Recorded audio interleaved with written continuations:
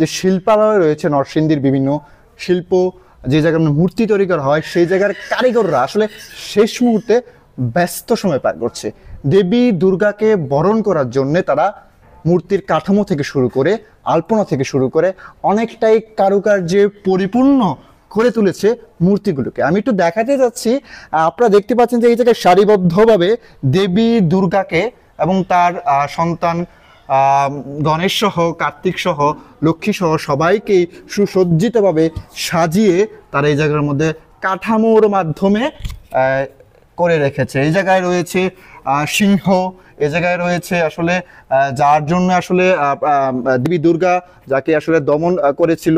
এই যে শেষ মুহূর্ত বলতে গেলে আর 1 মাস রয়েছে দুর্গাপূজার। এই পূজাকে কেন্দ্র করে যে শিল্পীরা তাদের সুনিপুর হাতের কারুকাজে এই সকল মূর্তিদেরকে আসলে অনেকটাই সাজিয়ে রেখেছে। আসলে যদি আসলে বাস্তবিক অর্থে আমি বলতে চাই, গত সময়ে যে পরিমাণ দুর্গাপুজো পুরো বাংলাদেশ ও নরসিংদীর মধ্যে হতো, এবার কিন্তু পুজোর সংখ্যা অনেকটাই কমে এসেছে।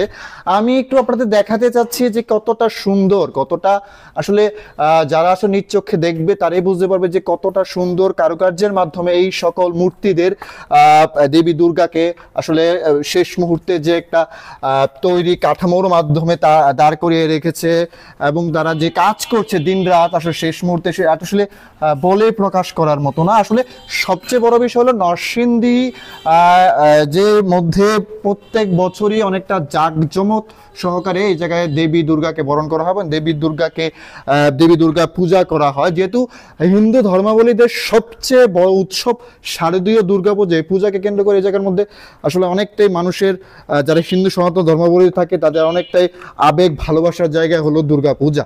আমি একটু কথা বলতে চাচ্ছিলাম, এই যে শিল্পী রয়েছেন কারুশিল্পী, তার সাথে ভাই আসলে আপনারা যে দেবী দুর্গা তৈরি করছেন কতদিন সময় লাগে আর কি কি করতে হয়, মূলত কাজটা কি বলেন? আমাদের অনেক কাজ আছে, যেমন ধরেন প্রথমে আপনার খের আনতে হয়, তারপরে আপনাদের বাঁশ লাগে, কাঠ লাগে, সুতলি লাগে, ধরেন আপনার লোহা লাগে, তারকাটা, আর এমন জিনিস আছে, অনেক জিনিসের দাম বেড়ে গেছে। হ্যাঁ, কিন্তু আমাদের মূর্তির দাম এখনো বেড়ে নাই। আগের তুলনায় কিরকম পূজা হচ্ছে বা সবকিছু মিলে কি অবস্থা? আগের তুলনায় আগে অনেক মূর্তির দাম বাড়া ছিল, এখন মূর্তির দাম কমা গ্যাঞ্জামের জন্য। সর্ব হইলো 1 লাখ, সর্বনিম্ন হইলো 40,000। ধন্যবাদ। দর্শক আমি একটা কথা আপনাদেরকে বলতে যাচ্ছি যে আসলে দুর্গাপূজাকে কেন্দ্র করে আসলে বিগত 6 থেকে 7 মাস যারা মূর্তি তৈরি করে তারা আসলে প্রথমে মাটি সংগ্রহ করে, খ্যার, কোড়া, কাঠ, বাঁশ, রং, বিভিন্ন বিষয় তারা প্রায় 7 থেকে 8 মাস অক্লান্ত পরিশ্রম করার পরে এরকম একটি মূর্তি তারা তৈরি করতে পারে। এই মূর্তির পিছনে তারা অনেক শ্রম, অনেক কষ্ট তাকে ব্যয় করতে হয় এবং শেষ মুহূর্তে বলতে গেলে যখন পূজার 1 মাস সময় অনেকটা সন্নিকটনে চলে আসে তখন তারা আসলে অনেকটাই দিন রাত 24 ঘন্টা পরিশ্রম করে। কিন্তু বিগত সময়ে তুলনায় যে পরিমাণ পুজো হতো, কিন্তু এই বছর যারা পুজো উদযাপন কমিটির সদস্য রয়েছে তাদের সাথে আমি কথা বলেছি এবং যারা শিল্পীরা রয়েছে যারা মূর্তি তারা বলছে আগের তুলনায় আসলে পূজার সংখ্যাটা অনেকটাই এই বছর কমে আসবে এবং আগে যে এরকম একটা মূল্য পাওয়া যেত মূর্তি বিক্রি করে সেই মূল্যটাও আর অনেকটা কমে গেছে। এর পাশাপাশি যে বাঁশ, মাটি, খড় যেটা এই মূর্তি আনুষঙ্গিক তৈরিতে লাগে সেই জিনিসপত্রের দামটাও অনেকটা বৃদ্ধি পেয়েছে।